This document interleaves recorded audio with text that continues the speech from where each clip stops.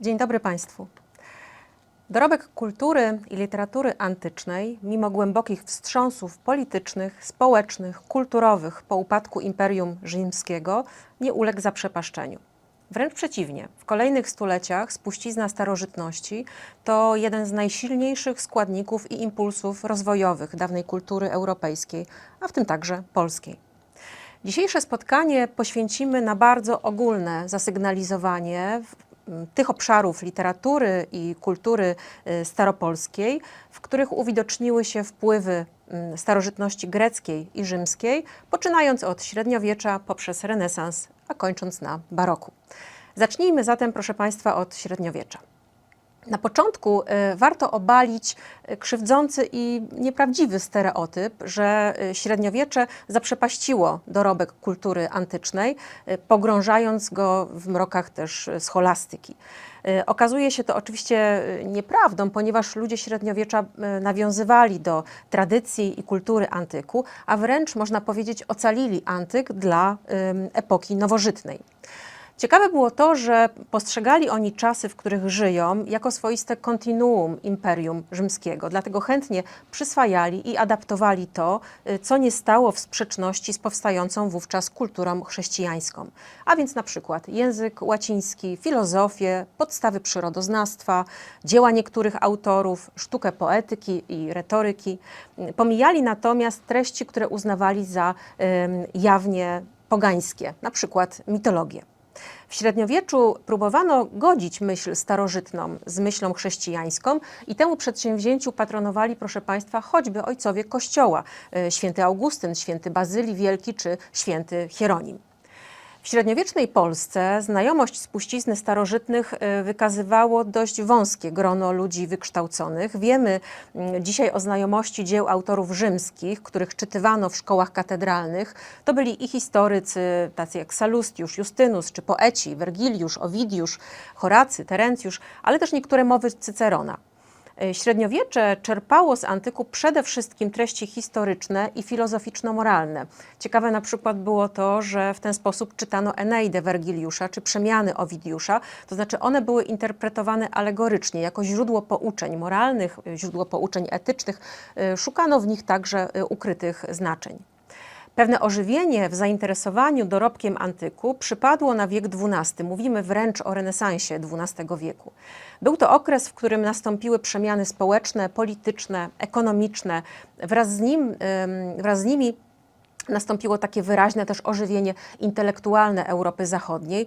Wtedy też przypadł chociażby rozwój uniwersytetów europejskich. Wówczas to zaczęto tworzyć teksty w językach narodowych, powrócono do klasycznej łaciny, poezji łacińskiej, odnowiono prawo rzymskie, które od tego czasu stało się podstawą prawa cywilnego w Europie. W Polsce przedstawicielem owego renesansu XII wieku był chociażby doskonale wykształcony na uniwersytetach zagranicznych, w Bolonii, w Paryżu, historyk, biskup krakowski Wincenty Kadłubek. W swojej kronice polskiej Kadłubek daje wielokrotnie dowód doskonałej znajomości literatury rzymskiej, a na ustrój Polski patrzy przez pryzmat prawodawstwa rzymskiego. Opisując wypadki z dziejów Polski, przywołuje natomiast liczne analogie ze światem starożytnym. Jego kronikę wzbogaca wiele cytatów z pism autorów starożytnych. Kadłubek stosuje, proszę Państwa, bardzo bogate słownictwo i takie klasycyzujące słownictwo, klasycyzującą terminologię. Wszystkie przedstawione przez niego wydarzenia, czy uogólnione refleksje moralistyczne osadzone są w studiach prawniczych, w filozofii moralnej, politycznej, oczywiście także w kategoriach teologicznych. Inny bardzo słynny średniowieczny dziejopis, historyk Jan Długosz, przy pisaniu swoich monumentalnych roczników świadomie natomiast nawiązywał do innego rzymskiego historyka, Tytusa Liviusza i jego dzieła Ab urbe condita. I to zanim przyjął Długosz sposób rozumienia historii na sposób republikański. Długosz korzystał z pism autorów antycznych w daleko większym zakresie niż jego poprzednicy. Z podróży do Włoch przywiózł rękopisy dzieł Justyniana, Cycerona, Salustiusza. Z Węgier z kolei otrzymał pisma Liviusza. Niewątpliwie Długosz był tym, który poszerzył zasób wiedzy Polaków o starożytności. Od końca XV wieku zaczynają pojawiać się tak zwane wydania inkunabularne. które uzupełniają listę autorów rzymskich, do tej pory nieznanych. Wśród nich pojawia się między innymi Kwintylian, który dla kolejnych pokoleń, zaraz za Cyceronem, będzie takim nauczycielem doskonałego stylu i wymowy. Teksty autorów starożytnych przywozili do Polski także od połowy XV wieku przyjeżdżający do nas cudzoziemcy. Trafiły do nas między innymi dzieła wtedy Terencjusza, komedie Plauta, tragedie Seneki. Do jednych z pierwszych takich przybyszów obcokrajowców należał Włoch Filip Buonaccorsi, zwany Kalimachem, który po ucieczce z Rzymu osiadł na dworze arcybiskupa Grzegorza z Sanoka w Dunajowie, a potem został nauczycielem łaciny synów Kazimierza Jagiellończyka. Właśnie w renesansie to intensywne zainteresowanie spuścizną antyku zaznacza się bardzo, bardzo wyraźnie. Ciekawe jest to, że w odróżnieniu od średniowiecza ludzie renesansu postrzegali, proszę Państwa, antyk jako epokę zamkniętą, a w konsekwencji to jest epoka, na którą patrzono z dystansem. W związku z tym można było z niej czerpać motywy, tematy, pewne rozwiązania w zakresie stylu, wersyfikacji. Można ją było badać, rekonstruować, odzyskiwać, ale także, i to jest bardzo też ważne, można z nią było współzawodniczyć. Z początkiem XVI wieku następują też takie masowe podróże Polaków do Włoch na uniwersytety w ramach takiego zjawiska określanego mianem Grand Tour. I tym, co budziło zachwyt mieszkańców Rzeczpospolitej, którzy przebywali w Italii, były materialne i niematerialne pozostałości tradycji antycznej. Jan Kochanowski, najważniejszy bodaj poeta polskiego renesansu, widzi na przykład w Rzymie głównie starożytne mury. Polacy podziwiają włoskie zabytki w zasadzie wyłącznie jako świadectwo wydarzeń historycznych i to tych z historii starożytnej. Natomiast współczesne budowle budzą ich zainteresowanie, co ciekawe, od strony raczej technicznej. Antyk, co bardzo ważne, w epoce renesansu wkroczył też do szkół, a jego znajomość decydowała o wykształceniu humanistycznym. Obok nasilającego się w renesansie kultu dla spuścizny starożytnej bardzo silnie zaznacza się oczywiście również tradycja biblijno-chrześcijańska. I co jest ciekawe, te dwie tradycje nie stanowią dla siebie jakoś konkurencji, natomiast one współistnieją, harmonijnie się uzupełniają. W konsekwencji zauważalny jest proces adaptowania i przekształcania tradycji antycznej i przystosowywania jej właśnie do wyobrażeń chrześcijańskich, ale także rodzimych, polskich. Adaptowano, proszę Państwa, starożytne idee filozoficzne, estetyczne, polityczne, pedagogiczne, obyczajowe. Na płaszczyźnie polityczno-moralistycznej wyzyskiwano na przykład motywy antyczne, żeby za ich pomocą propagować aktualne koncepcje etyczne, moralne czy obywatelskie. Dość przypomnieć, że w takim poemacie Jana Kochanowskiego pod tytułem Satyr właśnie krytykę społeczeństwa XVI-wiecznego wypowiada ten mityczny bohater. Twórcy renesansowi korzystali z tradycji antycznej także w zakresie teorii pisalskiej. Dość przypomnieć, że Klemens Janicjusz, który wzorem Owidiusza napisał elegię, nieznanym wcześniej metrum, tak zwanym dystychem elegijnym, ale też Jan Kochanowski, który w Odprawie posłów greckich w trzecim chórze napisał ten trzeci chór, proszę Państwa, wierszem białym i to była pierwsza próba zastosowania w literaturze polskiej sylabotonizmu, czyli takiego uporządkowanego rozkładu akcentów w poszczególnych wersach. Ten chór u Kochanowskiego, trzeci chór z Odprawy posłów greckich, który jak sam autor napisał w liście do Jana Zamoyskiego, przygania, czyli naśladuje właśnie chóry greckie. Był taką próbą naśladowania greckiego metrum z tragedii antycznych. Rezerwuarem tematów, motywów była też oczywiście mitologia, którą nadal interpretowano alegorycznie, czyli na przykład sąd Parysa postrzegano jako walkę rozumu z namiętnościami, ale równie często antyczni bohaterowie stawali się symbolem określonej postawy, nosicielami określonej cechy, na przykład męstwa, odwagi, byli przedstawiani jako ideał dobrego obywatela. Często też dokonywano defabularyzacji mitów, nadawano im uniwersalną wymowę, czyniono z bogów antycznych postaci historyczne. Niejednokrotnie poeci stawiali siebie w sytuacjach znanych z opowieści mitycznych. Gdy na przykład wspomniany już Jan Kochanowski chce wyrazić swoje cierpienie miłosne we fraszce o miłości, to porównuje, proszę Państwa, swoją sytuację do znanych opowieści, a ci bohaterowie mitologiczni, którzy się pojawiają w tej fraszce, no to jest po prostu alter ego poety. Proszę posłuchać początku. Ma już pokój Prometeusz, lecz ja, miasto niego, jestem przybit na rogu Kaukazu śnieżnego. Mnie orlica serce żre, które na swe męki odrasta i żywi zwierz łakomy przez dzięki. Ma pokój Andromeda, lecz ja, przykowany do skały, przecudzy grzech podejmuję rany. Jak zauważyła Marzena Walińska, losy głównego bohatera są powieleniem pewnych schematów znanych z mitów, a wykształcony czytelnik oczywiście ma taką świadomość pewnej konwencjonalności takiego obrazowania. Ten postulat współzawodniczenia z antycznymi twórcami, jaki przyświecał renesansowym autorom, wiązał się ściśle, proszę Państwa, z tak zwaną zasadą imitacji, imitatio, która kazała naśladować dzieła autorów starożytnych na wielu płaszczyznach. Na płaszczyźnie językowej, wersyfikacyjnej, tematycznej czy ideowej. Autorzy renesansowi powoływali się często na wskazówki zawarte w dziełach starożytnych. Dość przypomnieć chociażby cytaty z dwóch autorów. Horacy w sztuce poetyckiej pisał tak: nie będziesz tłumaczył wiernie słowa słowem lub jako naśladowca nie zamkniesz się w ciasnych szrankach przez skromność lub wzgląd na oryginał. A ceniony bardzo w renesansie Kwintylian w kształceniu mówcy zauważał: nic nie rozwija się przez samo tylko trzymanie się wzorów i ich naśladowanie. Każdy powinien się starać raczej prześcignąć poprzedników, a nie krok w krok za nimi się posuwać. Ciekawe jest to, co i w jaki sposób imitowano z autorów starożytnych. Rzadko, proszę Państwa, przejmowano całą fabułę, natomiast najczęściej tymi elementami, które przejmowano, była postać, wątek, epizod, motyw, cytat, sentencja, styl, na przykład cyceroniański, czy miara wierszowa, czy właśnie gatunek. Zależność tych nowo powstałych tekstów od wzorów łacińskich była oczywiście mniej lub bardziej widoczna. Naśladowanie wiązało się nie tylko z postawą uwielbienia dla dokonań poprzedników, ale też właśnie na stawianiu swoich umiejętności na równi z poprzednikami, wyrażaniu w ten sposób postawy, dumy twórczej, dumy poetyckiej.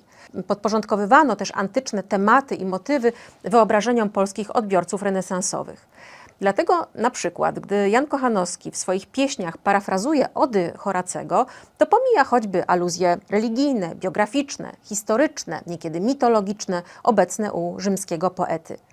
I tak takie poetyckie zaproszenie, które Horacy w jednej z ud wystosował dla swojego przyjaciela Korwina, zaprasza Korwina do wspólnej biesiady przy dzbanie bardzo konkretnego gatunku wina.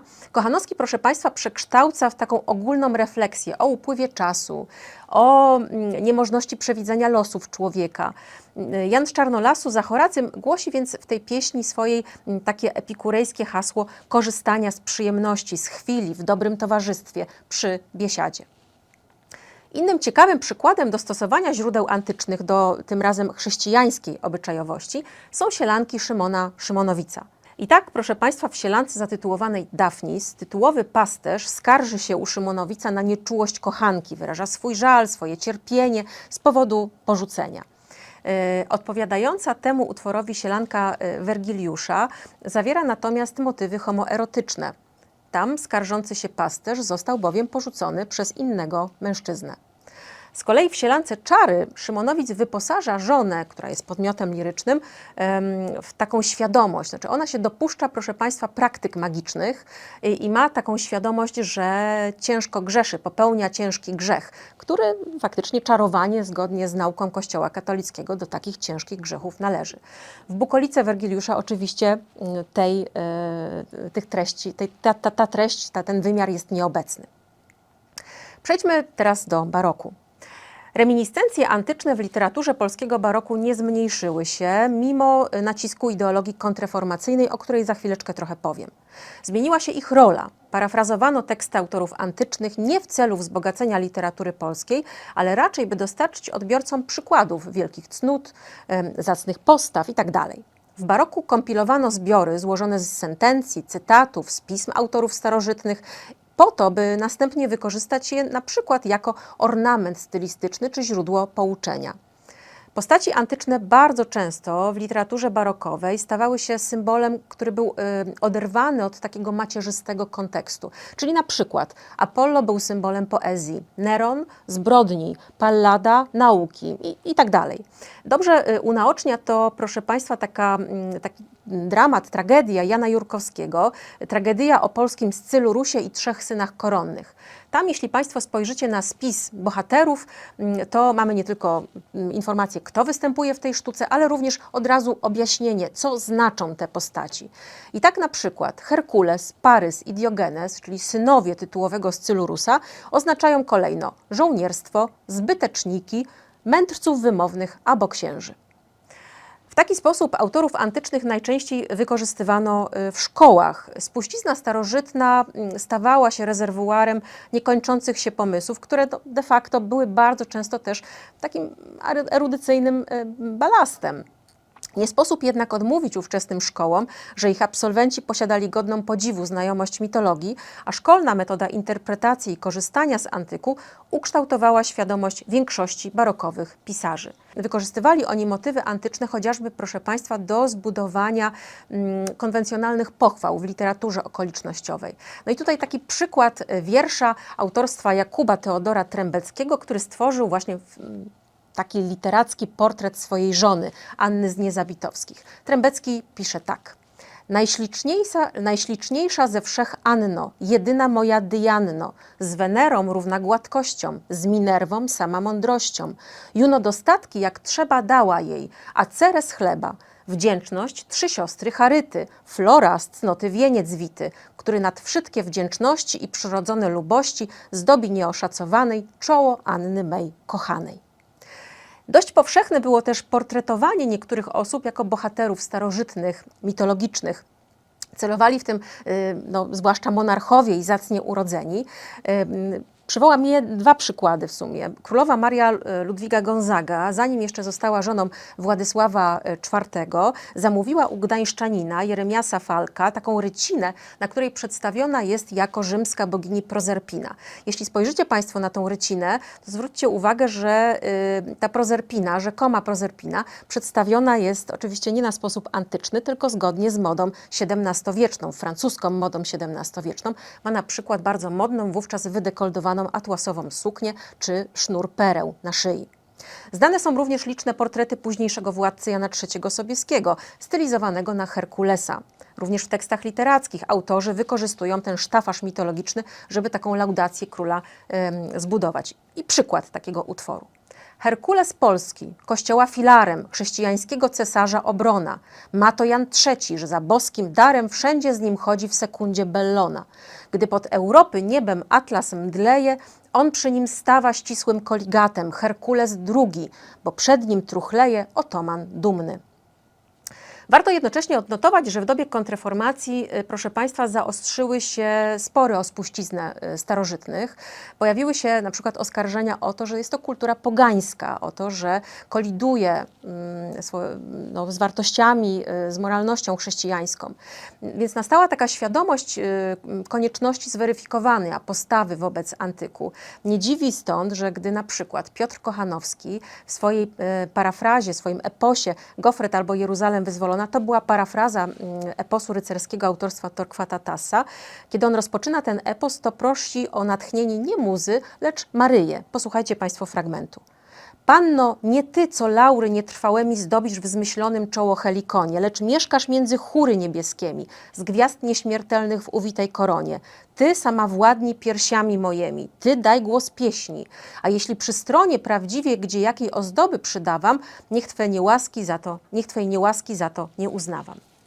Chrystianizację antyku obserwować można także u innego światowej sławy polskiego poety neołacińskiego, teoretyka literatury epoki baroku Macieja Kazimierza Sarbiewskiego, zwanego przez sobie współczesnych nie bez powodu polskim Horacjuszem. W swoim dziele Digentium wydobywa on z mitologii symboliczne znaczenia w duchu chrystianizacji antyku właśnie. Z kolei w traktacie De Perfecta Poesis sive Vergilius et Homerus dokonuje m.in. alegorycznej interpretacji Eneidy Wergiliusza. Sarbiewski należał do grona czołowych intelektualistów europejskich XVII wieku. W swojej twórczości parafrazował też poetów antycznych, m.in. Horacego. W swojej adaptacji słynnej epody rzymskiego poety Beatus ille qui procultem Gotis podmiot liryczny zmienia wymowę pierwowzoru. Arkadyjskim miejscem, w którym pragnie przebywać, nie jest wieś czy miasto, lecz klasztorna cela, która daje możliwość obcowania z Bogiem, kontemplacji i zgłębiania boskich tajemnic. Spróbujmy podsumować króciutko. Te z konieczności pobieżnej dość ogólnikowe obserwacje prowadzą do dość oczywistego wniosku, że nie można zrozumieć dawnej literatury i kultury polskiej bez znajomości antyku. Okres staropolski przyswoił, zaadaptował, ale i twórczo przekształcał spuścizn starożytnych. Choć doceniano i aprobowano kulturę antyczną, to równocześnie okres staropolski kończy się taką świadomością wypracowania własnej, choć opartej na dorobku starożytnym sarmackiej kultury i literatury. Dziękuję Państwu za uwagę.